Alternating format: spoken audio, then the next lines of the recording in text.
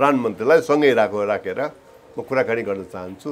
म दफा र धारा देखाउँछु उहाँलाई, उहाँ कसरी समर्थन गर्नुहुन्छ त्यसको। उहाँ यदि देशप्रेमी हो भने पनि यो पढे पछाडि समर्थन गर्न सक्छ छैन। अब महाकाली सन्धि उहाँले यदि सकार्या हो भने अस्तिको नक्सा गलत हो।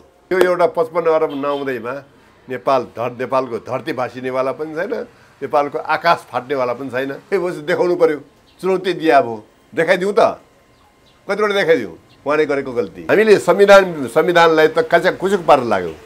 संविधान त केटाकेटीको यहाँ कर्मचारीलाई घुस खुवाए पनि भयो, नेताले घुस खुवाए पनि भयो होइन।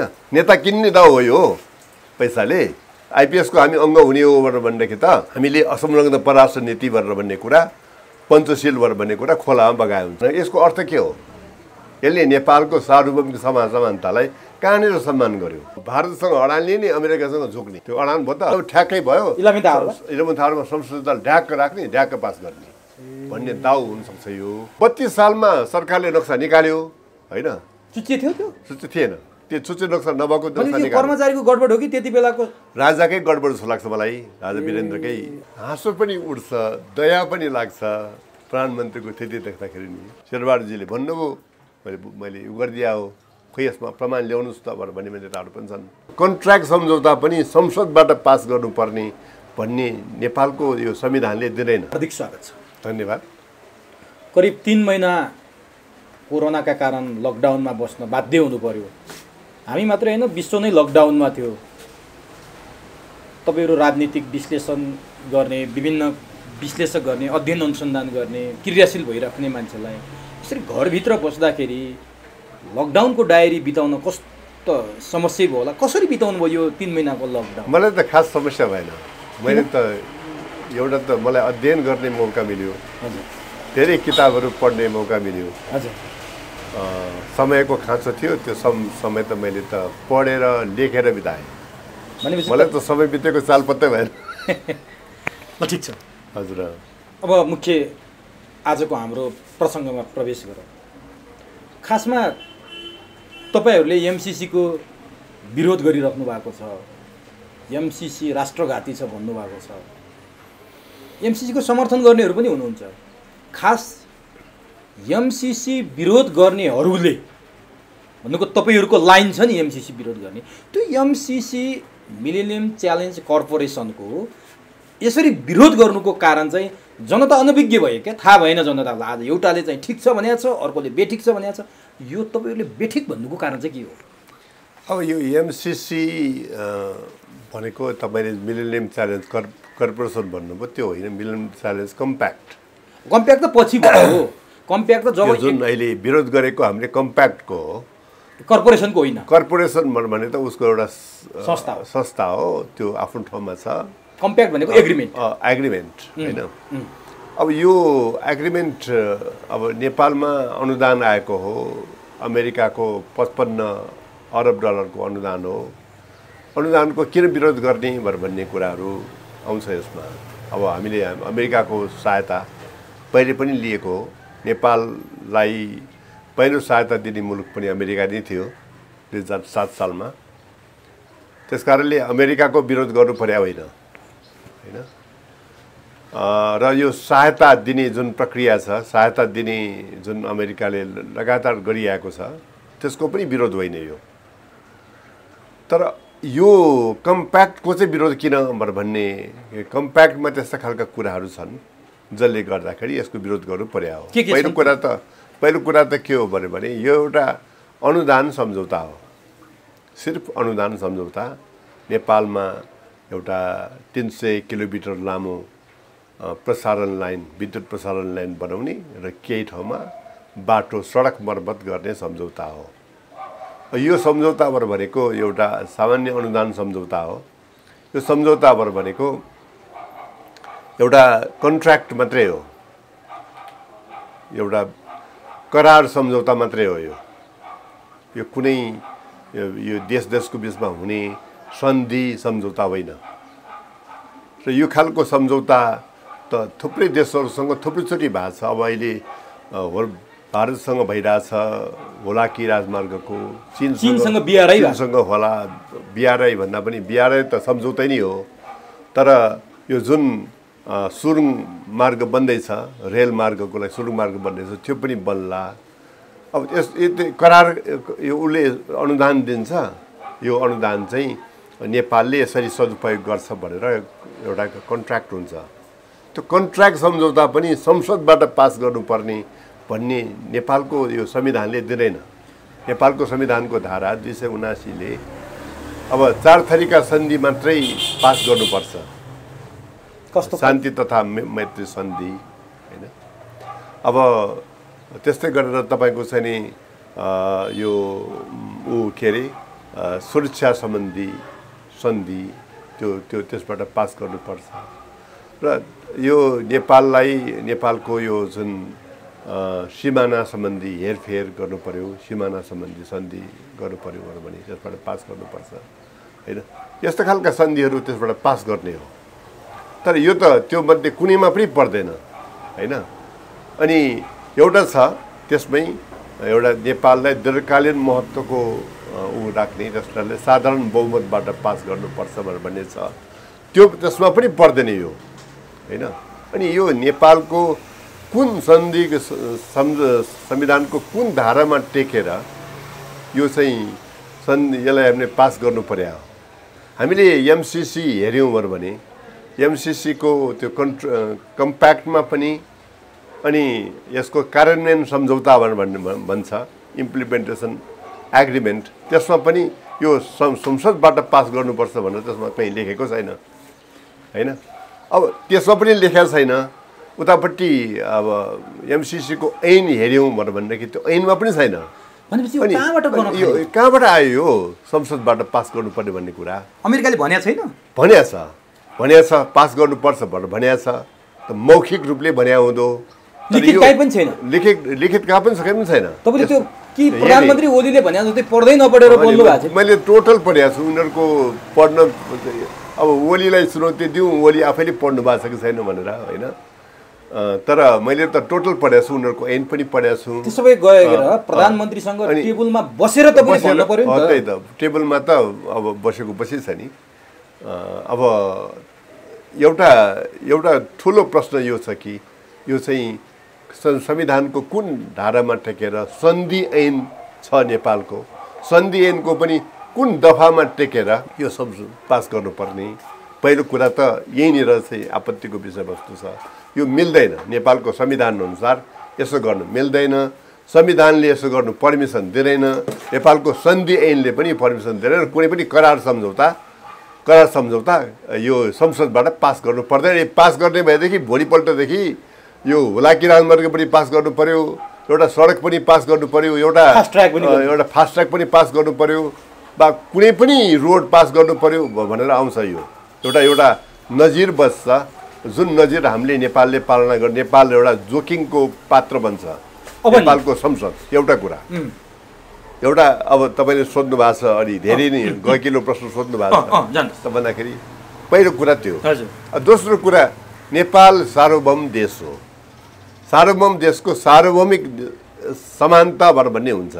यो सन्धिले यो सम्झौताले यो के अरे यो करार सम्झौताले नेपालको सार्वभौमिक समानतालाई कहीँ कतै स्वीकार गरेका छैन। नेपाललाई दोस्रो दर्जाको राष्ट्रको रूपमा यसले ट्रिट गरेको छ। अब उदाहरणको लागि के हो त भनेदेखि नेपालको यो सम्झौता, करार सम्झौतामा अमेरिकाको चाहिँ सबै ऐनहरू पालना गर्नुपर्ने भनेर लेखिया छ। भावी आउने ऐन पनि पालना गर्नुपर्ने भनेर लेखा पनि छ होइन। नेपालको चाहिँ यदि नेपालको कानुन र यो सम्झौता बाजिएको खण्डमा त्यो कानुन चाहिँ बदर हुन्छ, सम्झौता लागू हुन्छ भनेर लेखेको छ।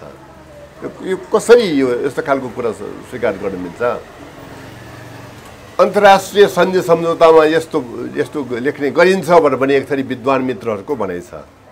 हो, अन्तर्राष्ट्रिय सन्धि सम्झौतामा यस्तो लेख्ने गरिन्छ, तर केमा भने मानव अधिकार सम्बन्धी सन्धि सम्झौतामा, दलित अधिकार सम्बन्धीमा, महिला अधिकार सम्बन्धमा होइन, जनजातिका अधिकार सम्बन्धमा, विश्व व्यापार सम्बन्धमा, किनभने ती ऐनहरू नेपालको प्रचलित ऐनभन्दा प्रोग्रेसिभ हुन्छन्, त्यस कारणले ऐन र त्यो जुदियोहरू पनि त्यो लागू हुन्छ भनेर भन्ने गरिन्छ। यो त्यो मध्ये कुनै एउटा हो? त्यो पनि होइन, त होइन नि, होइन। त्यस कारणले यो अन्तर्राष्ट्रिय सन्धि संस्थामा यो यस्तो कुरा हुन्छ भनेर यसलाई स्वीकार गर्न मिल्दैन। यसले नेपालको सार्वभौमिक समानताको हकलाई यसले छिन्ने काम गरेको छ। खालि त्यो मात्र होइन, अरू ठाउँमा पनि त्यस्तो खालको कुरा छ। त्यो कुरा कस्तो हो भनेदेखि अब बौद्धिक सम्पत्तिको अधिकार भन्ने लेखेको छ एउटा धारामा। बौद्धिक सम्पत्तिको अधिकारमा चाहिँ नेपालले पनि यसमा 13 अरब पैसा हाल्नुपर्छ, अमेरिकाले पनि हाल्ने, यो त संयुक्त खालको एउटा जोइन्ट भेन्चर परियोजना हो यो। तर सम्पूर्ण बौद्धिक सम्पत्ति चाहिँ अमेरिकाको हुन्छ भनेर लेखेको छ, होइन। त्यो बौद्धिक सम्पत्तिको हक यस्तो खालको गाजेमाजे छ कि त्यो साधारण, अब म त इङ्ग्लिसमै ग्रेजुएट गरेको मान्छे, मेरो विषय नै इङ्ग्लिस, स्पेसल इङ्ग्लिस लिएर पास गरेँ मैले, होइन। मलाई नै बुझ्न गाह्रो हुने खालको इङ्ग्लिस छ त्यसको, कानुनी भाषाको। र अर्थ के हो भनेदेखि यो सम्झौता पछाडि पनि यो नेपालमा यो बौद्धिक सम्पत्ति लागू हुने खालको, अर्थ लाग्ने खालको बौद्धिक सम्पत्ति अमेरिकाकै हुने भने अनन्त अमेरिकाकै हुने, नेपालको एकलौटी अमेरिकाको हुने, नेपालको के पनि नहुने, होइन। र अनि त्यहाँ पछाडि यो अनन्तकालसम्म हुने, फेरि 5 वर्ष मात्र होइन, सीमा छैन। र यो बिना पैसा, बिना रोयल्टी अनन्तकालसम्म हुने भनेर लेखेको छ। भने यसको अर्थ के हो? यसले नेपालको सार्वभौमिक समानतालाई कहाँनिर सम्मान गर्यो? यो त मिलेन यो। अब यो बौद्धिक सम्पत्तिको कुरा। अब अर्को कुरा लिउँ। अब यसमा कस्तो छ भनेदेखि चाहिँ यो सम्झौताले यो खालको यो बाटोको सम्झौता हो, यो वास्तवमा बाटो र प्रसारण लाइनको सम्झौता हो। यसले के गर्छ भने लेखा परीक्षणको कुरा गर्छ यसले। लेखा परीक्षणमा चाहिँ नि अब यो त हिसाब किताब नेपालमा राख्ने हो, नेपालको एमसिए भन्ने संस्थाले हिसाब किताब राख्ने हो, एमसिए भन्ने संस्थाले चलाउने हो यो पैसा, होइन। तर त्यो एमसिएले लेखा परीक्षणको जम्मै कुरा चाहिँ अमेरिकी लेखा परीक्षणको सिद्धान्त पालना गर्नुपर्ने, नेपाली पालना गर्नु नपर्ने एउटा लेखा छ। पालना गर्नु नेपालीमा गर्नु पर्यो वा अन्तर्राष्ट्रिय अरू ढाँचामा राख्नु पर्यो भने एमसिसीको सहमति लिनुपर्छ भनेर लेखा छ। सबैतिरबाट हातखुट्टा बाँधेको छ। अब यो कुराले कसरी नेपाललाई समान देश मानेको भयो, होइन। अझ यसको केबाट थालौँ भनेदेखि यसको हस्ताक्षरै गडबड छ। कसरी? अब यसमा एमसिसीमा नेपालको तर्फबाट अर्थमन्त्रीले हस्ताक्षर गरेको छ। त्यो उनीहरू स्वीकार्या छैनन् है। मेरै अन्तर्वार्तामा अर्थमन्त्रीले होइन भन्छ। कहाँ हो र? उपस्थिति मात्रै होइन, ज्ञानेन्द्र बहादुर कार्कीको बकाइदा सही छ। भनेपछि किन यसरी बोलिरहेको? फटा कुरा हो। मसँग यसरी बोल्ने पूर्व परराष्ट्र मन्त्री डाक्टर प्रकाश शरण महत होइन, गलत हो त्यो। बकाइदा ज्ञानेन्द्र बहादुर कार्की अर्थमन्त्रीले सही गरेको छ। त्यो एमसिसीको डकुमेन्टमै ज्ञानेन्द्र बहादुर कार्की भनेर लेखेको छ। उताबाट कसले गर्यो? अमेरिकाबाट। उताबाट चाहिँ त्यो उसको कर्मचारीले गरेको छ। भनेपछि अवैध छ यो त। समान प्रोटोकल भनेको त समान हुनुपर्छ। नेपालको अर्थमन्त्रीले गरे पछाडि उता पनि अर्थमन्त्रीले गर्नु पर्यो। उताको अर्थमन्त्री फेरि एमसिसीको उपाध्यक्ष हुने चलन छ फेरि कानुन अनुसार। हेर्नुहोस् है त।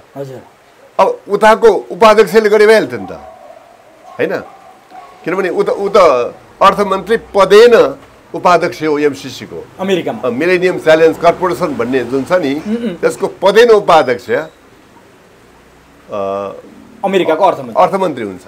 भनेपछि त्यो उपाध्यक्षले गर्नु पर्दैन थियो। नेपाललाई हेपेको भोगाइ हो। अनि यो अर्थमन्त्रीले गर्ने, उताको अर्थमन्त्रीले नगर्ने भनेको यो कुरा मिलेन। यो चाहिँ प्रोटोकल अनुसार मिलेन। योमा पनि आपत्ति छ। योमा आपत्ति छ। तर यसले त धेरै नेपाललाई असर पार्ने कुरा होइन। नेपालको सार्वभौम यो एउटा इज्जतलाई असर पार्ने कुरा हो। तर नेपाललाई असर पार्ने धेरै ठुल्ठुला कुरा पनि छन् यसमा। अब अर्को कुरा कस्तो छ भने यसको यो सम्झौता जुन छ नि, त्यो सम्झौता भन्दा पनि खतरनाक कुरा यसको यो प्रोजेक्ट इम्प्लिमेन्टेसन एग्रिमेन्टबाट भन्ने छ जसमा युवराज खतिवडा आफैले सही गर्नु भएको छ। फेरि युवराज खतिवडाले सही गर्दा पनि फेरि अर्थमन्त्रीले सही गरेको बेलामा उतापट्टि अर्थ सही गरेको छैन, उतापट्टि कर्मचारीले गरेको छ है। त्यहाँ के गरेको छ भनेदेखि चाहिँ नि एउटा एमसिएबाट भन्ने संस्था खडा गर्ने यो गर्नको लागि। त एमसिए भन्ने संस्था चाहिँ भने त्यसले चाहिँ नि सबै कुरा एमसिसीसँग सोधेर गर्नुपर्ने होइन। त्यसको अध्यक्ष को हुने भन्नु पनि नेपालको अर्थ सचिव हुने। तर यो एमसिसीले नेपाल सरकारको सुझाव पनि लिन नपाइने, के अरे सल्लाह पनि लिन नपाइने, के पनि लिन नपाइने, यति स्वायत्त हुने कि यो चाहिँ यो एमसिसी प्रति उत्तरदायी हुने तर नेपाल सरकारप्रति उत्तरदायी नहुने खालको अर्थ लाग्ने खालको कुरा छ जसमा। भनेपछि नेपाल सरकार भन्दा पनि शक्तिशाली यो कसरी हुन्छ? एमसिए भनेको त नेपाल सरकारले खडा गर्ने संस्था हो, सरकार अन्तर्गतको सरकारले नै गठन गर्ने संस्था हो, त्यो पैसा चलाउने संस्था हो। त्यो भनेपछि त्यो एग्रिमेन्टमा यस्ता घातक कुरा छ। त्यसमा अर्को एउटा कुरा पनि घातक छ। घातक कस्तो छ भनेदेखि चाहिँ नि त्यसले अब जुन सामान एमसिसीको सामान भनेर यो परियोजनाको सामान सिकाउँछ, त्यो परियोजनाको सामानमा नेपालले त्यो आपत्तिजनक भए तापनि त्यसलाई हेर्न जफत गर्न के पनि गर्न पाउँदैन होइन। र त्यो सामानको नाउँमा होइन गोली गट्ठा वा कुनै हानिकारक कुरा नेपालको लागि हानिकारक कुरा आयो भने नेपालले केही बोल्नै सक्दैन। त्यसको जहाँनिर जमिन हुन्छ त्यो जमिनमा पनि नेपालको हक लाग्दैन भन्ने कुरो लेखेको छ। एमसिए को लागि लिएका जग्गा अधिकरणको कुरा चलिरहेछ नि अहिले, त्यही भन्नु नेपालको हक लाग्दैन भनेपछि हामीले सबै सुम्पिसक्या हो। के गरेको यो सुम्पि त सक्या होइन, किनभने के संसदले अनुमोदन गर्न बाँकी छ कागज मार्फत। तर यो जुन एग्रिमेन्ट गर्यो यो एग्रिमेन्टमा के गर्न खोजेको यो लम्पसार परिएछ। कस्तो एमसिए गर्न खोजेको जुन चाहिँ यति धेरै स्वायत्त हुन्छ कि त्यो नेपाल सरकारको अधीनमै हुँदैन।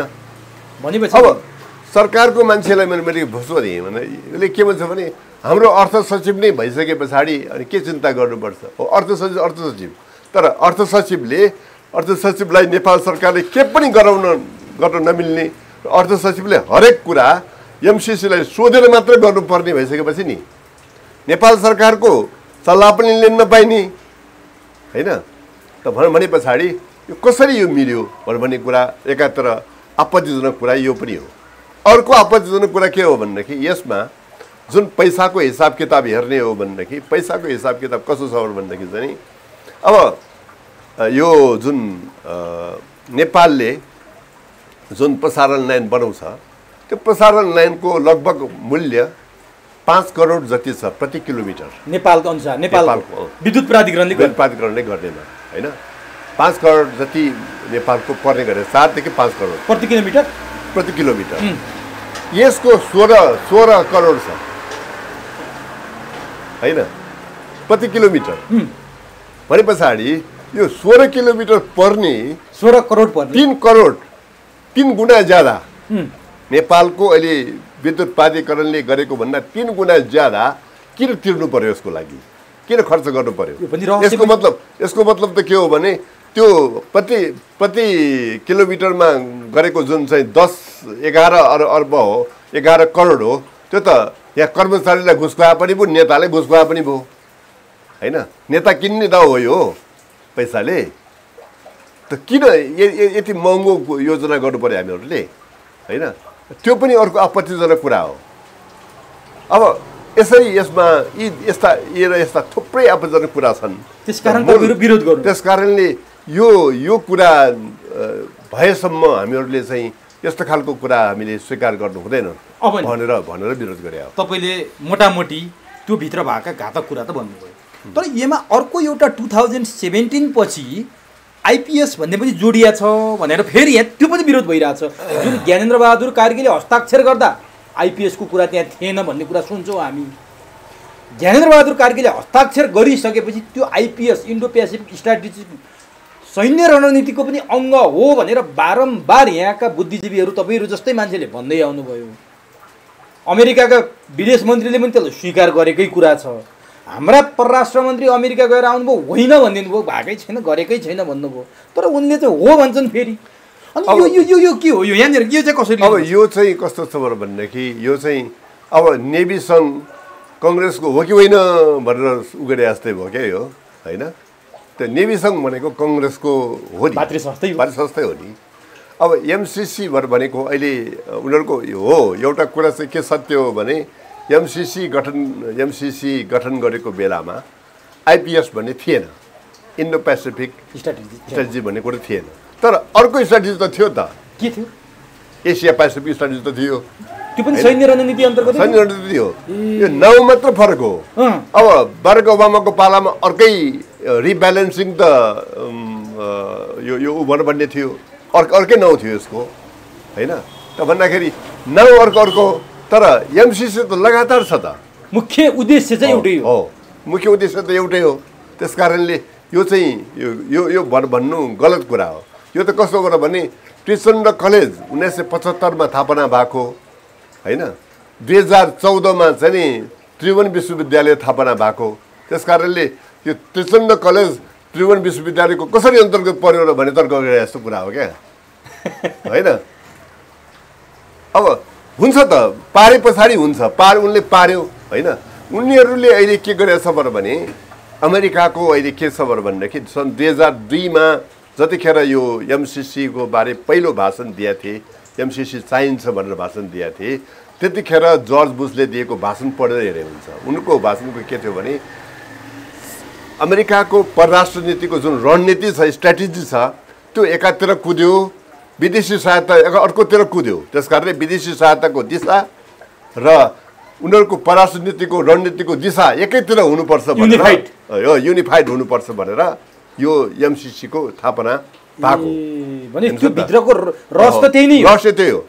अब त्यस कारणले यो 2003 यसको कानुन बन्यो, 4 देखि यो एमसिसी स्थापना भएको हो। अब यसको अचम्मको कुरा के त भने यो विदेशी सहायता यसको एमसिसीको यो के अरे इन्डो पेसिफिक स्ट्राटेजीको 3टा हिस्सा छ। एउटा विदेशी सहायता सम्बन्धी हिस्सा, एउटा फौजी रणनीति सम्बन्धी हिस्सा, एउटा परराष्ट्र नीति सम्बन्धी हिस्सा। यो 3टै एउटै दिशामा हिँड्ने भनेर लेखेको छ त्यसमा, होइन? त्यसमा एमसिसीको उल्लेख गरेर 2017 को उनीहरूको चाहिँ स्ट्राटेजिक पेपरमै लेखेको छ, डकुमेन्ट लेखेको छ, एमसिसी यसको अङ्ग हो भनेर त्यसमा लेखेकै छ। त म तपाईँलाई उसमै देखाइदिन्छु। तर नि अब हेर्नुहोस् त, त्यस कारणले के हो भने यो एमसिसी यो अहिलेको जुन पैसा भनौँ न, यो अहिले जुन नेपालले लिएको पैसा र अर्को कुनै पनि पैसा यो अल्पविकसित देशलाई जाने कुनै पनि पैसाको 1 कौडी पैसा पनि उसको स्ट्राटेजी भन्न बाहिर हुँदैन। कुनै पनि यो खालि एमसिसीको अन्तर्गत पैसा मात्र होइन, युएसएड अन्तर्गत दिएको पैसा पनि त्यो चाहिँ उनीहरूको त्यो इन्डो पेसिफिक स्ट्राटेजी अन्तर्गत दिएको हुन्छ उनीहरूले। तर त्यो किन विरोध गर्नु भएन तपाईँहरूले युएसएडको? त्यसको शर्त गलत नभएर पैसा नि लिनु नहुने होइन कि तपाईहरु पैसासँग होइन कि शर्तसँग हो? शर्त। अब नि तपाईले अघि भन्नुभयो नि जो चाहिँ सिनियर बुशको कुरा गर्नुभयो नि, सिनियर बुशले जुन पोलिसी बनाए, जसरी बनाए, जुन अन्तर्गत उनी अगाडि जाने कुरो थियो, त्यति बेलै यो कुराहरू शर्तहरू भइसकेको रहेछ भने अब अहिले एमसिसीको विरोध गर्नेमा त पुष्पकमल दाहाल प्रचण्ड पनि देखिरहनु भएको छ, रोक्न खोजिरहनु भएको छ, अरूहरू पनि खोजिरहनु भएको छ। उहाँहरू त काङ्ग्रेससँग सरकार हुँदाखेरि त्यो ज्ञानेन्द्र बहादुर कार्कीले हस्ताक्षर गर्दा त प्रचण्ड पनि हुनुहुन्छ। यो भित्र खतरा स्ट्राटेजी छ भने त प्रचण्डलाई त्यति बेला पनि थाहा थियो। तर त्यो बेला प्रचण्ड चाहिँ नि मुख दर्शक भएर बसिदिनु भयो। अहिले प्रचण्ड विरोध गर्दै हुनुहुन्छ अनि यो ओलीलाई कमजोर बनाउने खेल हो पनि भन्छ। सम्भवतः प्रचण्डकै पालामा ज्ञानेन्द्र बहादुर कार्कीले सही गरेको हो क्या? होइन होइन, प्रचण्ड शेरबहादुरको संयुक्त सरकार थियो। शेरबहादुर देउवा प्रधानमन्त्री, ज्ञानेन्द्र बहादुर कार्की अर्थमन्त्री। तर प्रचण्ड पनि त्यो सरकारको प्रमुख हिस्सेदार हुनुहुन्थ्यो। त्यही भएर मैले सोधिरहेको। अब त्यो यो गलत कुरा हो, किनभने अब अहिले उहाँ समर्थन गर्दै हुनुहुन्छ होइन, यो के अरे यो एमसिसी गलत हो भन्ने हुनुहुन्छ, त्यसलाई त्यो चाहिँ हो। तर त्यतिखेर कुनै पनि कुरा हुँदाखेरि त उहाँले त हेर्नु पर्थ्यो नि त त्यो कुरा। यही भन्दैछु, यो कुरा त गलत कुरा हो, उहाँले जे गर्दै त्यो डबल तर अब स्ट्यान्डर्ड डबल स्ट्यान्डर्ड हो नि त्यो। तर अब अहिलेको मुख्य कुरा के हो त भनेदेखि चाहिँ यी यस्ता कुरा यो एमसिसी जुन तपाईँले भन्नुभयो नि आइपिएसको अङ्ग हो कि होइन भन्दाखेरि हामीले बोल्नै पर्दैन। उसको आफ्नै डकुमेन्टले बोल्छ, उसको मन्त्रीले बोलिरहेछ, उसको यो यहाँको राजदूतावासको वक्तव्य बोलिरहेछ हो भनेर होइन। अनि किन उनीहरूभन्दा ज्यादा उनीहरूले ढाँटेका छैनन् यो मामलामा। अमेरिकाले ढाँटेको छैन, हाम्रो नेताहरूले ढाँटे हो। अब उनीहरूले यो हो भनेर भनिरहेकै छ। अब म एकैछिन तपाईँले रोक्छु जस्तो हो, तपाईँले एमसिसीको शर्तको विरोध गरे भन्नुभयो, तपाईँले युएसएडको विरोध गर्नु भएको छैन, त्यो फन्डिङको कुनै पनि आपत्ति छैन, शर्तमा आपत्ति छैन। यो तपाईँले आपत्ति कहाँ छ भनेर मुख्य बुदा पनि भन्नुभयो। त्यो उसले यो तरिकाले एमसिए मार्फत नेपालमा छिर्न खोज्नुको कारण अमेरिका अनेक तरिकाबाट छिर्न खोजिरहेछ नि त। यहाँ यो कतिवटा मुलुकमा अहिलेसम्म यो अमेरिकाले यो लागू गरेको छ, किनभने काहीँ न काहीँ त भइरहेछ। यो 2002बाट आएको भनेपछि नेपालमा 2011देखि मात्रै प्रवेश गरे हो, तर औपचारिक रूपमा त 17देखि हो। भने यो कहाँ छ यो, र यिनीहरू यसरी आउनुको पछाडिको त केही न केही रहस्य त होला नि यो मार्फत आउनु। अब उनीहरूको डकुमेन्टहरू पढ्दाखेरि, उनीहरू यो आइपिएसको डकुमेन्ट, इन्डो पेसिफिक स्ट्राटेजीको डकुमेन्टहरू पढ्दाखेरि डकुमेन्टमा के लेखेको छ भने उनीहरूको मुख्य उद्देश्य चीनलाई अब पहिलो मुलुक हुनबाट रोक्नु, पहिलो आर्थिक त्यो प्रश्न लेखेको छ। त्यो कुनै लुकी छिपी छैन त्यहाँ। उनीहरूको टार्गेटमा चीन, रुस र उत्तर कोरिया भनेर लेखेको छ र मूलतः चीन र टेक्निकल्ली आर्थिक रूपमा र अरू सबै रूपमा चाहिँ अमेरिकालाई पहिलो मुलुक, पहिलो महाशक्ति बनाइराख्नु हाम्रो मूल उद्देश्य हो भनेर त्यसमा लेखेको छ। र त्यसमा मुख्य चुनौती को भएर आयो त भने चीन। त्यस कारणले चीन नै हाम्रो यतिखेरको चुनौती हो, उसैलाई त्यो हुनबाट रोक्नु हाम्रो मूल उद्देश्य हो भनेर लेखा छ। त्यस कारणले हामी अब आइपिएसको अङ्ग हुने, आइपिएसको त्यो यहाँ परराष्ट्र मन्त्री प्रदीप गेवाली अमेरिकामा गएर आइपिएसको अङ्ग भयो भनेर वक्तव्य पनि निक्ल्यो। आइपिएसको हामी अङ्ग हुने हो भनेदेखि त हामीले असंलग्न परराष्ट्र नीति भनेर भन्ने कुरा, पञ्चशील भनेर भन्ने कुरा खोलामा बगाए हुन्छ। अब हामी असंलग्न होइन, एउटा फौजी क्याम्पमा हामी सामेल भयौँ भनेर हामी गए हुन्छ अब होइन, जुन नेपालको संविधानले दिँदैन। नेपालको संविधानले जसो गर्न सक्छ, तर परराष्ट्र मन्त्री त त्यहाँ गएर फोटोसहित आएको छ त्यो। तर होइन भने नि त आएर परराष्ट्र मन्त्री बोल्दै बोलेन। होइन होइन भनेर भन्नु हो, तर डकुमेन्ट उहाँहरूले वक्तव्य निकाल्नु भएको छ त। अमेरिकाको परराष्ट्र मन्त्रालयले त वक्तव्य निकालेको छ त। पम्पियोको वक्तव्य त्यो त सार्वजनिक भएको वक्तव्य हो त्यो होइन। अब उहाँले होइन भनेर देशलाई खण्डन गर्नुहोस् न त। हामी आइपिएसको अङ्ग होइन, हामी त्यसमा सामेल छैन। उहाँले जो वक्तव्य निकाल्नु भएको छ गलत हो भनेर आउनु पऱ्यो त, आएको त छैन त। हामी चाहिँ कुनै फौजी क्याम्पमा जाने होइन भनेर आउनु भएको छ उहाँ होइन। त्यो वक्तव्यमा त्यो उहाँले सम्झौतामा हस्ताक्षर गरेको हो कि होइन भन्ने कुराले उहाँले बोल्नुभयो त। अब नि यो कुराले त्यस कारणले के हो भनेदेखि हामीले संविधानलाई त कुचुक पार्न लाग्यो। संविधान त केटाकेटीको के संविधान किन लेख्नु होइन, संविधानमा असंलग्न मुलुक भनेर किन लेख्नु नेपाललाई होइन, कुनै क्याम्पमा हामी सामेल नहुने भनेर किन लेख्नु। हामीहरूले त्यो लेखेका छौँ, हामीहरूले आफ्नै संविधानको आफै बर्खिलाप गऱ्यौँ, अब बर्खिलाप गऱ्यौँ नि। त्यस कारणले यसरी जानु मिल्दैन। अब अमेरिकीहरूले चाहिँ अहिलेसम्म त्यो डकुमेन्ट हेर्ने हो भने डकुमेन्टमा केही ढाँटेको देखिँदैन, डकुमेन्टमा प्रश्न लेखेको छ। अब अहिले तपाईँले सोध्नुभयो कि कतिवटा मुलुक गएको छ, अहिलेसम्म 27वटा मुलुक यो चाहिँ कम्प्याक्टमा सही गरेको मुलुक छ। 27वटा लागू भएको छ त्यहाँ एमसिसी। त्यहाँ यस्तो हामी कतिपयमा लागू भएको छ, कतिपयमा चाहिँ सैनिक विद्रोह भएको छ होइन। जस्तो अब यसको पहिलो मुलुक भनेको म्याडागास्कर हो। म्याडागास्करमा यो गरेको 2-2.5 वर्ष 3 वर्ष हुँदैखेरि सैनिक विद्रोह भयो होइन म्याडागास्कर। अनि त्यहाँ पछाडि म्याडागास्करमा यो रद्द भयो होइन। त्यस्ता कतिपय मुलुकहरू छन्। अब यो अहिले एसियामा चाहिँ 3टा मुलुक होला यो लिने। श्रीलङ्काले त अस्वीकार गरिसक्यो, श्रीलङ्काले अस्वीकार गर्यो। अब एउटा मङ्गोलिया छ होइन, इन्डोनेसिया छ, नेपाल छ होइन। यो त्यति मात्रै हो। र अब यो चाहिँ श्रीलङ्का चाहिँ यो हस्ताक्षर गरेर पनि अस्वीकार गर्ने आँट गर्ने चाहिँ श्रीलङ्का हो। अब मैले यहाँ जान्न खोजेँ जस्तो ती 27वटा मुलुकमध्ये कतिले फेरि यसलाई चाहिँ नि कन्टिन्यू गरे जस्तो 5 वर्षको टाइम दिएछ मैले भन्न खोजेँ 5 वर्षको टाइम दिएछ 5 वर्षमा त्यो काम त्यो प्रोजेक्ट सकेन भने फेरि त्यो रिटर्न हुने भन्ने कुरो छ नि त होइन त्यो उसले पैसा सबै रिटर्न पनि लिने त्यो काम पनि रोकिने बन्द हुने अब अरूले कसैले काम राम्रो गरेर फेरि त्यो प्रोजेक्ट कन्टिन्यू गरेको उदाहरण कहीँ तपाईँले देख्नु भएको छ अब मङ्गोलियाले पनि कन्टिन्यू गरे हो ए त्यो कुनै किसिमको विद्रोह भयो त्यहाँ होइन विद्रोह भएको छैन मङ्गोलियाले कन्टिन्यू गरे इन्डोनेसियाले कन्टिन्यू गरे हो दोहोरो हजुर दुईपटक गरे हो फेरि सबैको शर्त यस्तो छडा पनि छैन त्यो देशअनुसारको शर्त छ त्यो होइन अब कतिपयले चाहिँ अलि आँट गरेर यसमा होइन उ गरेका छन् अब कतिपयले दोहोऱ्याएका पनि छन् होइन 27वटा मुलुकमा 39वटा यस्तो खालको सम्झौता भएको देखिन्छ 27वटामा 27वटा मुलुकले 39वटा सम्झौता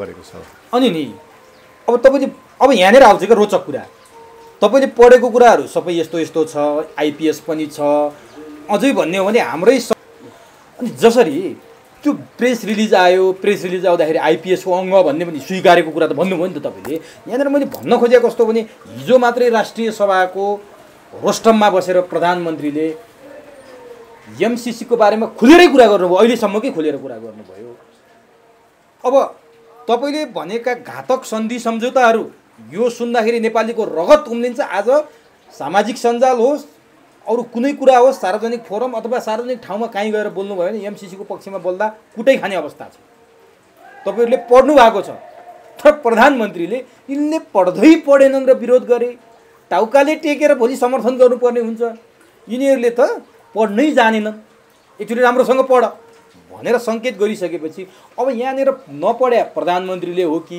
नपढ्या परराष्ट्र मन्त्रीले हो कि नपढ्या शेरबहादुर देउवाले हो कि तपाईँहरूले हो भन्ने कुरा जनतालाई अलिअलि भ्रम हुन थाल्यो कि यो वास्तविकता भनिदिनुहोस् त किन भन्नुभयो प्रधानमन्त्री अब हाँसो पनि उठ्छ दया पनि लाग्छ प्रधानमन्त्रीको स्थिति देख्दाखेरि नि होइन कुनै पनि देशभक्त नेपालीले जुनै पनि एबिसिडी जुनसुकै नेपालीले पनि यो यदि पढ्यो भने कुनै पनि देशभक्त नेपालीले यसका यो देशलाई घात गर्ने धारालाई स्वीकार गर्न सक्दैन त्यो कम्युनिस्ट हुनै पर्दैन होइन कङ्ग्रेस भए पनि हुन्छ भए पनि हुन्छ कोही पनि भए हुन्छ ऊ देशलाई माया गर्ने भयो भने यसलाई स्वीकार गर्न सक्दैन होइन त्यस्तो खालका कुरा छन् यो फेरि मैले भनेको कुरा होइन यो त म दफा दफा कोट गरेर भनिदिन सक्छु कुन दफामा यस्तो लेखेको छ भनेर भनिदिन सक्ने स्थिति छ त्यस कारणले दया लाग्छ प्रधानमन्त्रीको स्थिति हेरेर उहाँ कसरी चाहिँ किनभने यो पैसाको खेल जस्तो लाग्छ क्या यो यति धेरै होइन यति धेरै यो एमसिसीले यति धेरै घात गर्ने तर एमसिसी पनि यति धेरै मोह हुने कसरी भयो यो 5 करोड र 15 करोडको जुन हिस्सा छ नि त्यहाँ त्यसले खेलायो कि क्या हो भने जस्तो मलाई डर लाग्छ प्रसारण लाइनको नत्र त प्रश्न छ त यसमा त केही कुरै छैन यो जसले पढे तापनि फेरि यसलाई सच्याएर लागू गर्नु पैसा ल्याउनलाई आपत्ति माने हो र होइन पैसा ल्याए हुन्छ नि होइन एमसिसीको पैसा नेपालले ल्याउनै हुँदैन भन्ने कुरा त होइन ल्याए हुन्छ तर नेपाललाई घात गर्ने गरी नेपाल तल टाङमुनि छिर्ने गरी नेपाल भन्ने देशै हो कि होइन भने जस्तो गरी नल्याउनु पो भने हो होइन नोक्सानी त हामीले त्यो पो भने हो त होइन त अब भन्दाखेरि पढे हो नि तपाईँहरूले पढ्न त के हो भने त्यो म चुनौती दिन सक्छु उहाँलाई होइन चुनौती किनभने म त पढ्ने मात्रै म कुनै पनि कुरा अहिलेसम्म कुनै पनि कुरा जो म बोल्छु त्यो कुरा म भेरिफाई नगरिकन बोल्दैन कुनै पनि कुरा खालि यो कुरा मात्रै होइन तर नि मैले यहाँनिर भन्न खोजेँ जस्तो श्याम श्रेष्ठ रेको भरमा कुनै कुरा त गर्दैन होइन श्याम श्रेष्ठ त्यस कारण म उहाँ चुनौती दिन उहाँलाई म चुनौती दिन चाहन्छु ल सँगै बसौँ त सँगै प्रधानमन्त्रीलाई सँगै राखेर म कुराकानी गर्न चाहन्छु म दफा र धारा देखाउँछु उहाँ कसरी समर्थन गर्नुहुन्छ त्यसको होइन त अब यस्ता खालका कुरामा प्रधानमन्त्रीले गर्नुभयो भनेको प्रधानमन्त्रीको यो कुर्सीको पनि अपमान हो पदको पनि अपमान हो व्यक्तिको पनि अपमान प्रधानमन्त्री भनेको इन्डिभिजुअल व्यक्ति होइन देशको नेता पो हो त हाम्रो प्रधानमन्त्री हो होइन उहाँको के हुन्छ कुनै उहाँले कहिलेकाहीँ राम्रो काम गर्नुहुन्छ, फेरि एउटा काम गर्नुहुन्छ,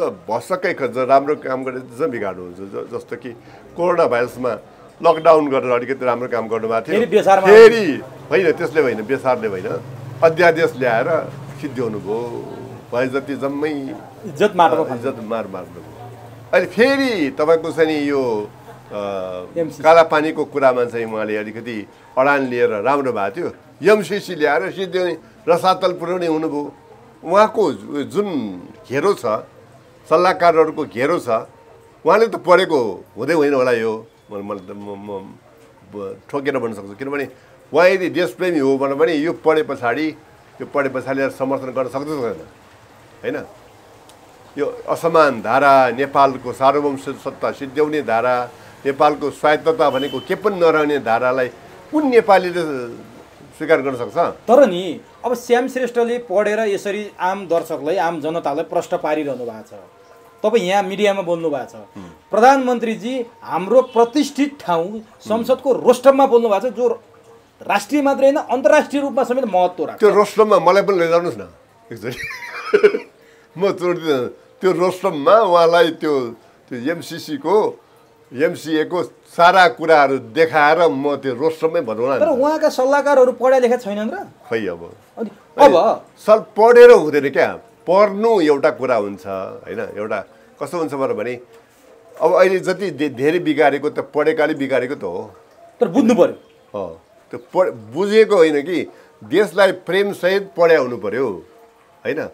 पढ्या छ, मनभित्र चाहिँ होइन मौका नपाएर बेइमान नभएको मान्छे छ होइन। तर त्यसले त मौका पाउनु त बेइमानी गरिहाल्छ नि त।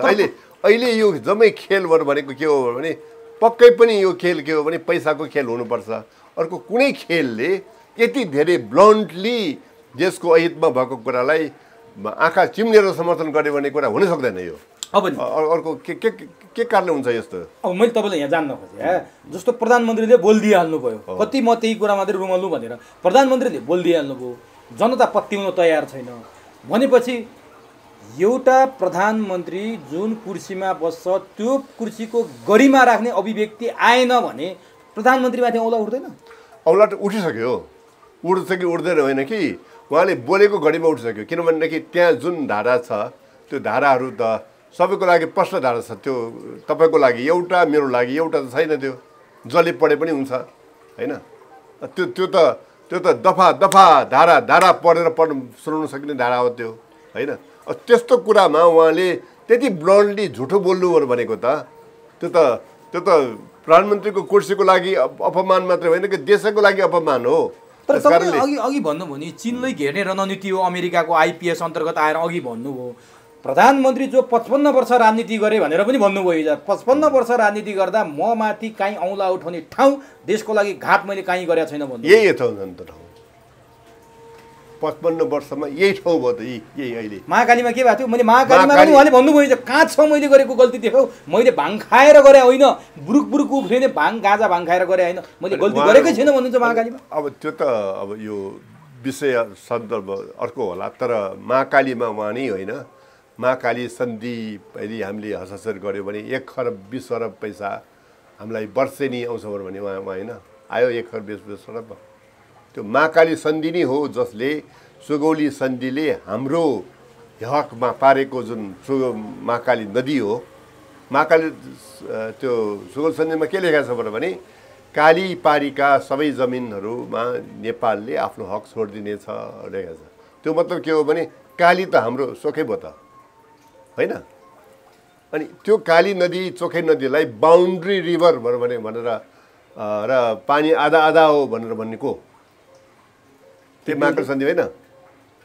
अनि त्यही महाकाली सन्धि, अब महाकाली सन्धि उहाँले यदि सकार्या हो भने अस्तिको नक्सा गलत हो होइन। महाकाली त्यो त के हो भनेदेखि त्यो नदी हाम्रो भएको र नदीको शिर लिम्पिया धोरा भएको त्यतिखेर खोल्नु पर्ने कुरा होइन। त्यो बेला नि महाकालीको शिर कुन हो भनेर खोल्ने बेला राइट मुभमेन्ट भनेको त्यही बेला थियो। तर मैले यो महाकाली किन जोडेँ भन्दाखेरि त्यो त खोल्नु भएन त होइन महाकाली किन जोडेँ मैले एमसिसीकी कुरा गर्दा भने उहाँले 55 वर्षको राजनीतिक इतिहासमा ममाथि औँला उठाउने ठाउँ मैले काहीँ गरेँ होइन छ भने प्रमाण देखाऊ भन्नुभएको थियो र त्यो हो कि होइन प्रमाण दिऊ मैले त्यो हो कि होइन एउटा प्रमाण दिऊ होइन अनि किन बोल्नुभयो त त्यस्तो एउटा प्रमाण त के हो भने दासढुङ्गा काण्डमा होइन त्यो कमिटीको अध्यक्ष नै उहाँ हुनुहुन्थ्यो खै त्यसको रिपोर्ट खोइ उहाँले के गर्नुभयो त्योभन्दा धेरै रिपोर्ट त हामी जनस्तरमा गठन भएको कमिटी जुन छ नि पद्मरत्न तुलाधरको उसमा म पनि त्यसमा थिएँ त्यसले गरेको थियो त्यसले खोज्नु सक्दैन थियो त्यसले अमर लामालाई दुई चड्कन लगा भएदेखि जम्मै उकल थियो अमर लामाले हामीसँग बयान दियो कि म माथि नि हाम फालेको हुँ भनेर हामीसँग बयान दिएछ उसले होइन माथि नि हाम फाल्याउँ त्यो गाडी छोडिदियाउँ भनेर हामीलाई बयान दिएछ अमर लामाले त्यो बयान उहाँ लिन सक्नुहुन्थ्यो त्यो उहाँले भन्नु भएन तपाईँले किन हो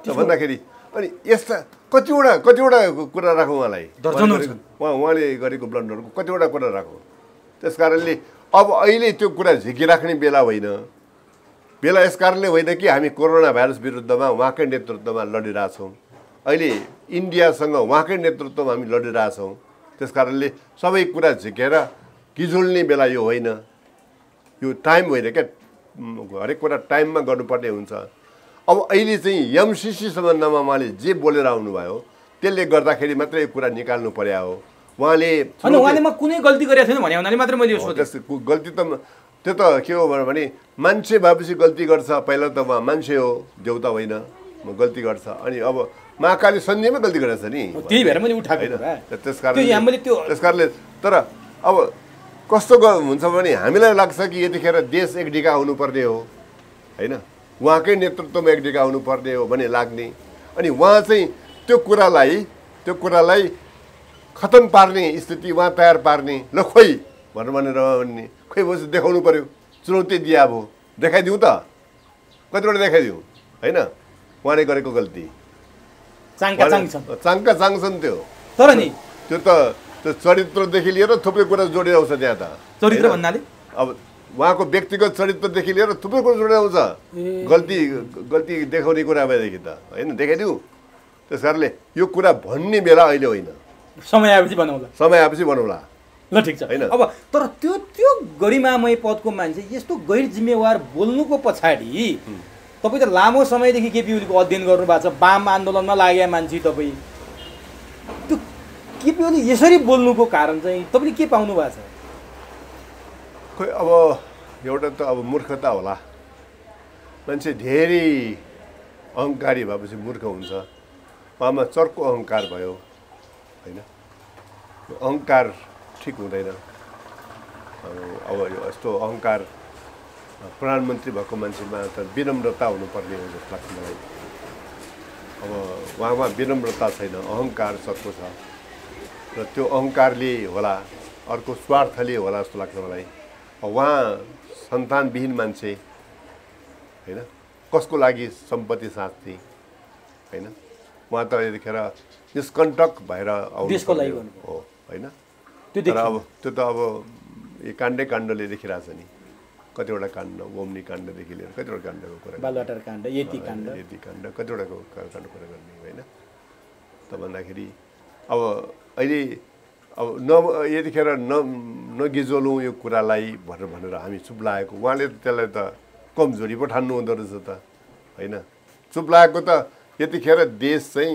यो कोरोना भाइरसको केसमा सिङ्गल नेतृत्व चाहिन्छ क्या त्यतिखेर होइन यतिखेर भारतसँग चाहिँ हामी त वार्ताको लागि बसेका छौँ सिङ्गल नेतृत्व चाहिन्छ यतिखेर यो भने होइन अनि त्यो नेतृत्व चाहिन्छ भनेर हामीले त उहाँलाई त यसरी चाहिँ सघाउन लाग्यो गल्तीहरू बिर्सेर अब गल्तीहरू केही खेललाई बिर्सेर उहाँको गल्ती छैन भन्ने कुरो त होइन नि गल्ती हुँदै पनि लु यतिखेर एक ढिका हुनुपर्छ भनेर पो गरेको हो होइन त त्यो कुरालाई उहाँ चुनौती दिन थाल्नुहुन्छ भने त्यसको त्यो बुमर्याङ भन्छ नि त्यो बुमर्याङ त निकै चर्को उहाँले बेहोर्नु पर्ला त्यो साधारण बुमर्याङ न तर अब अहिले पनि फेरि यति कुरा भनौँ कि हामी यतिखेर अब उहाँले पनि यदि देशलाई माया गर्ने मान्छे हो भने उहाँले एमसिसीलाई यसरी ब्लाइन्डली चेप्नु हुँदैन एमसिसीमा हामीहरूले अमेरिका विशेषको हाम्रो आग्रह पूर्वाग्रह के पनि छैन।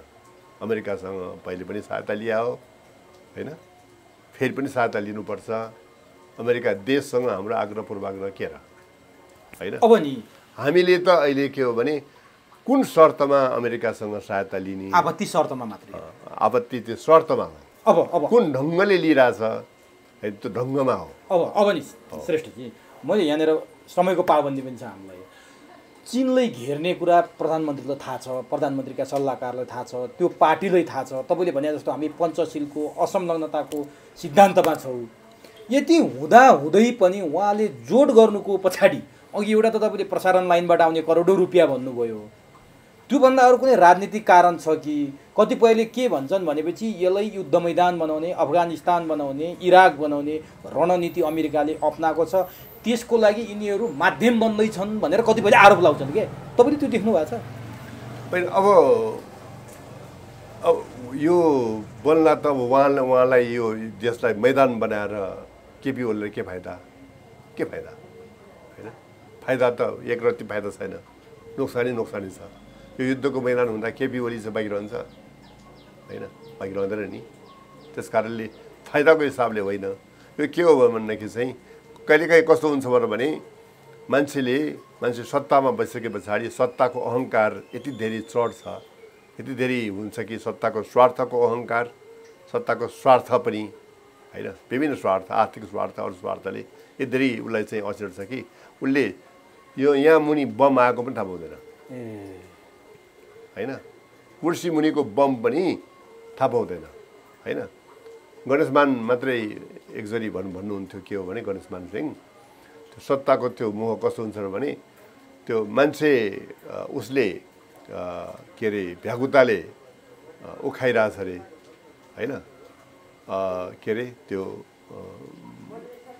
के भन्छ एउटा बिच्छी होइन बिच्छी होइन एउटा खाइरहेको हुन्छ के ऊ चाहिँ नि उसको मुखमा छ होइन, तर उसले फेरि त्यो खाइरहेको हुन्छ भनेपछि खान छोड्दैन त्यसले के, उसलाई खाइसक्यो तै पनि खाइरहन्छ उसले पनि। सत्ता भनेको त्यस्तो हुन्छ, अहिले भएको त्यस्तो हो जस्तो लाग्छ होइन। अब त्यो एकदम ब्लाइन्ड भएको छ, अहङ्कार पनि त्यत्तिकै चढेको छ होइन।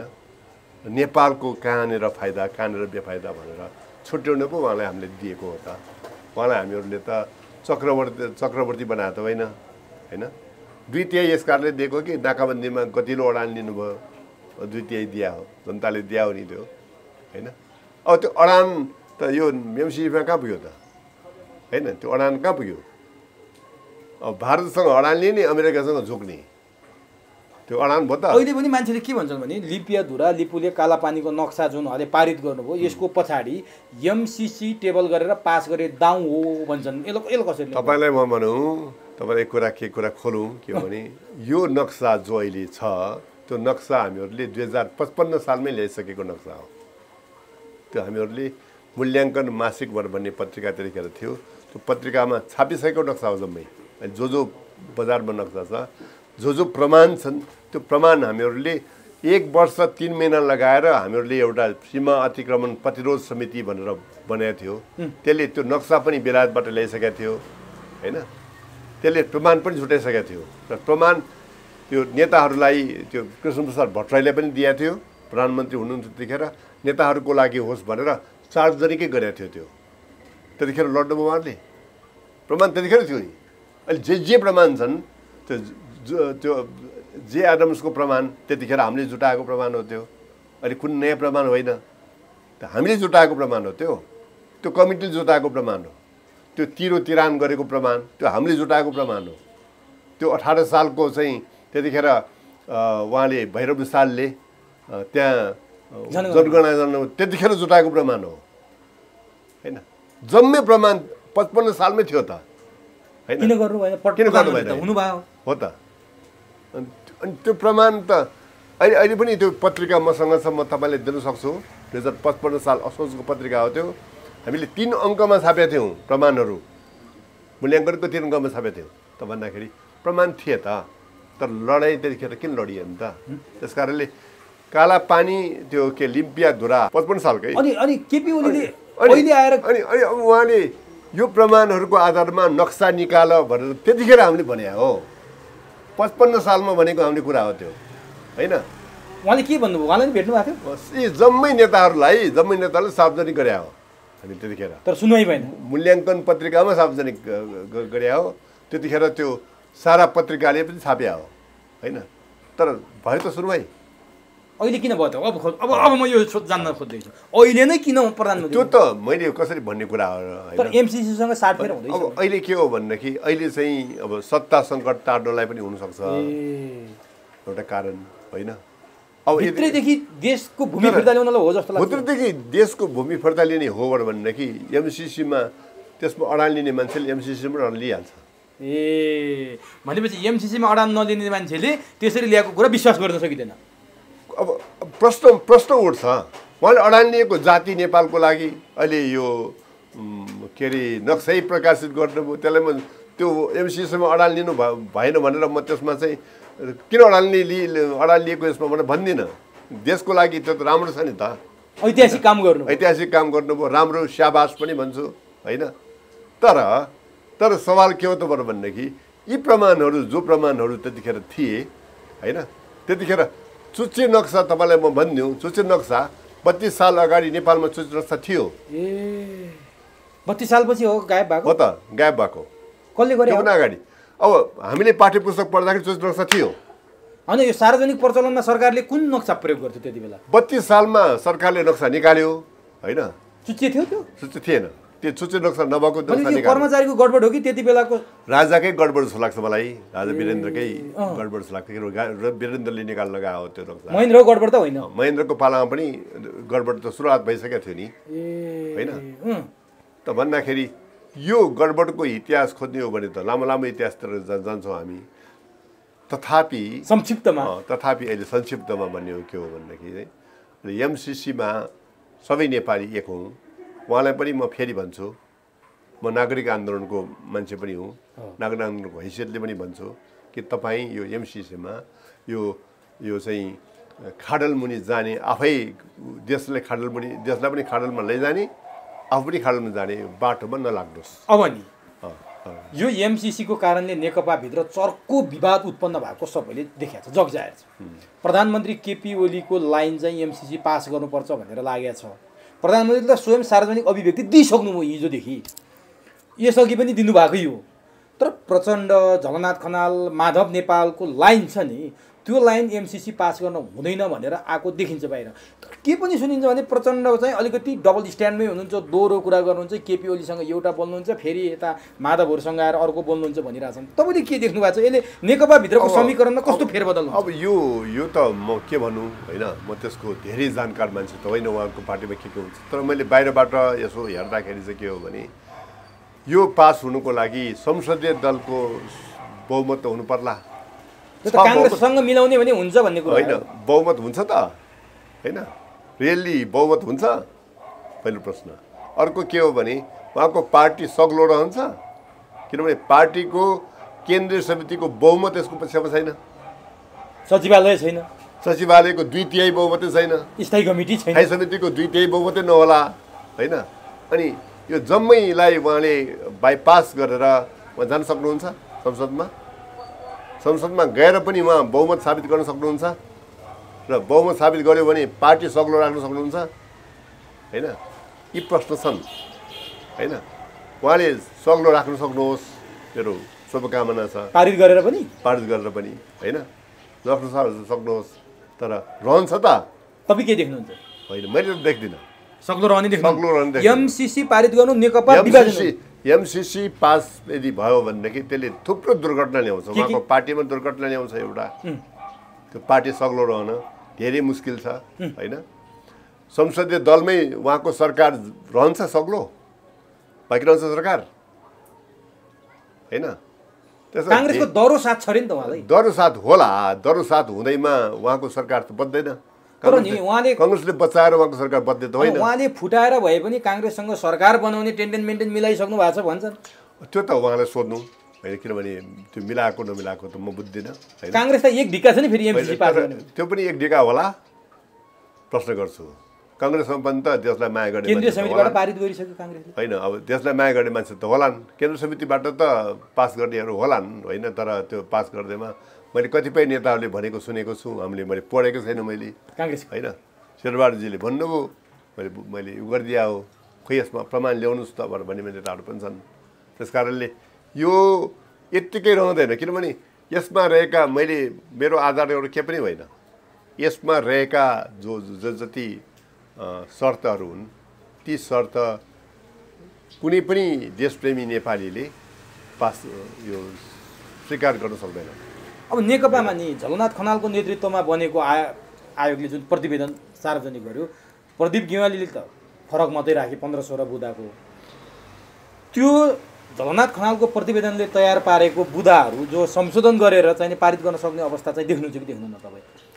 त्यो अब त्यसलाई चाहिँ गरेर पारित गरेदेखि त पारित हुनसक्छ त्यसमा तपाईँको आपत्ति छैन।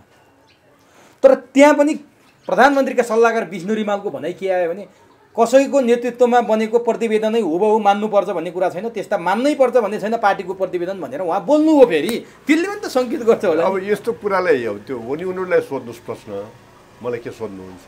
जसले बोलेका छन् त्यसलाई सोध्ने हो प्रश्न। तर तपाईँले विश्लेषण मैले हेर्दाखेरि त के हो भनेदेखि त्यो गठन गरेको कसले? प्रधानमन्त्री जथाभावी गठन गरे हो र? त्यो त उहाँहरूको केन्द्रीय समितिले गठन गरेको। त्यो पनि केन्द्रीय समितिको अत्यधिक बहुमत त्यसको असन्तुष्ट भइसके पछाडि त्यो असन्तुष्टलाई सन्तुष्ट राख्नलाई गठन गरे होइन।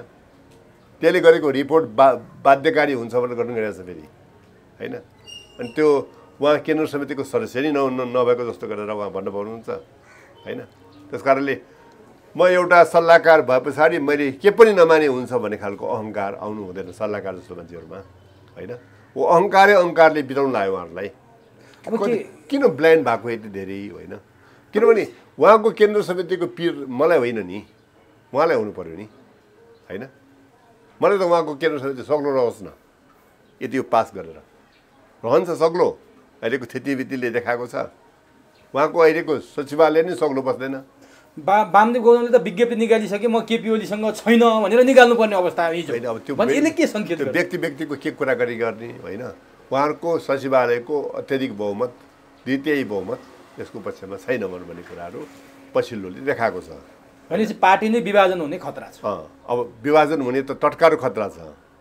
यदि पास भएन भने त यस्तै जाला। एमसिसीलाई खालि चाहिँ सरकारमा रहेको भरमा पास गर्ने दिशामा गयो भने त्यो दुर्घटना कुनै पनि बेला घट्न सक्छ। त्यो रोक्न सक्ने कोहीसँग क्षमता छ? खोइ अब मैले के भन्नु। अब म अन्तिममा छु। प्रधानमन्त्री केपी शर्मा ओलीले पटक स्थायी कमिटी बैठक टार्दै आए। अहिले 10 गते बोलाएका छन्, ठिक छ। सचिवालय बैठक बोलाउने अब बस्छ भन्दा 1-2 घन्टा अगाडि रोकिदिने भन्नुको मतलब यसको पछाडिको कारण उहाँहरू त 2टा पाइलट भनेर एकता भएको हो नि त। प्रधानमन्त्रीले आफै हामी जहाजका 2टा पाइलट भन्नुभयो। 2टा पाइलट भनिसकेपछि प्रचण्डसँग पनि त त्यो बैठक ओलीले रोकेपछि राख्नसँग ल्याकत हुनु पर्थ्यो नि त। त्यो प्रचण्डले किन प्रस्तुति गर्न सक्नु भएन? अब यो प्रचण्डले सोध्नुपर्ने प्रश्न हो, मलाई होइन। किनभने प्रचण्डले के गर्नुहुन्छ के गर्नुहुन्न, उहाँले ल्याकत राख्नुहुन्छ कि हुन्न भन्ने कुराहरूमा मलाई सरकार हुने कुरा पनि भएन होइन। मैले त के हो भने उहाँहरूको जनरल ट्रेन्ड हेर्ने हो, पोलिटिकल ट्रेन्डसम्म हेर्न सक्छु म। राजनैतिक चिन्तक हो एकजना, त्यस कारणले म उहाँहरूको ट्रेन्ड के हो त्यो अब उहाँले के गर्नुभयो यो त मेरो सरकारको अब ट्रेन्ड चाहिँ तपाईँ के देख्नुहुन्छ जस्तो नि मैले भनिसकेँ। ओलीले बैठक सारिरहने त्यो बैठक बस्ने त्यो सायद मलाई के हो भने 11 आवर्ससम्म बैठक सारेर झ्वाट संसदबाट पास गर्ने दाउ हुनसक्छ। त्यो भन्नुको मतलब पछाडि हट्दै अगाडि सर्दै पछाडि हट्दै अगाडि सर्दै अहिले सर्दैलाई नि केन्द्र समितिले रोक्ने टाइम। किनभने यसको अब 14-15 गते भित्र त पास गरिसक्नुपर्छ यो होइन। त्योभन्दा अगाडि यो बैठक सार्दै लाने होइन। अनि त्यो ठ्याक्कै भयो 11 आवरमा संसद दल ढ्याक्क राख्ने ढ्याक्क पास गर्ने भन्ने दाउ हुनसक्छ। यो अनुमान है, नहुनु पनि सक्छ। मेरो एउटा एकदम अनुमान होइन। भन्दाखेरि त्यसको लागि गरेको हुनसक्छ। तर त्यसको लागि पनि त यो एमसिसीवालाहरू पनि त त्यतिकै तयार होला, ती पनि त लाटा त छैनन् होला। त्यही बेला विभाजन हुन सक्ने कुरा। त्यस कारणले अहिले पार्टी विभाजन गर्नु, सरकार ढाल्नु होइन कुनै पनि हालतमा उहाँहरूको पार्टीको हितमा पनि हुँदैन, उहाँकै हितमा पनि हुँदैन, देशको हितमा पनि हुँदैन। अब नि तपाईँले एमसिसीका घातक बुदा पनि भन्नुभयो, राष्ट्रलाई घातक हुने कुरा पनि भन्नुभयो। यदि एमसिसी पास भएन भने त सामान्य अवस्थामा जाने भयो। उहाँहरू के भन्नुहुन्छ भने एमसिसी पास भएन भने अन्तर्राष्ट्रिय स्तरमा नेपाल बदनाम हुन्छ, अन्तर्राष्ट्रिय स्तरबाट पाउने सहयोगका ढोकाहरू बन्द हुन्छन्, अबदेखि यस्ता अन्तर्राष्ट्रिय सहयोग आउन्न, नेपालको बदनाम हुन्छ भनेर भनिरहनु भएको छ अर्थमन्त्री युवराज खतिवडा। यो साँचो हो? पहिलो कुरा त के हो भने श्रीलङ्काले लिएन, बदनाम हो श्रीलङ्का।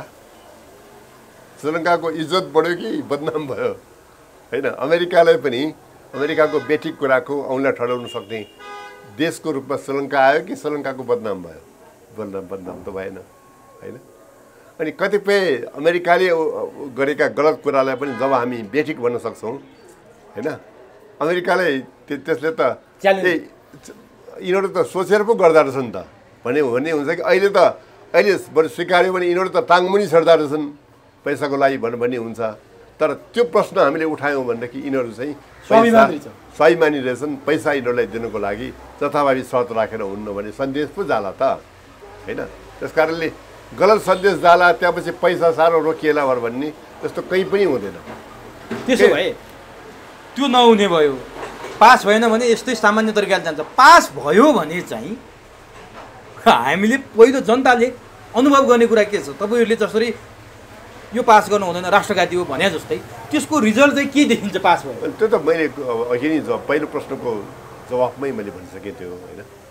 किसरी पास हुँदाखेरि केही देशलाई घात, त्यो घात भयो।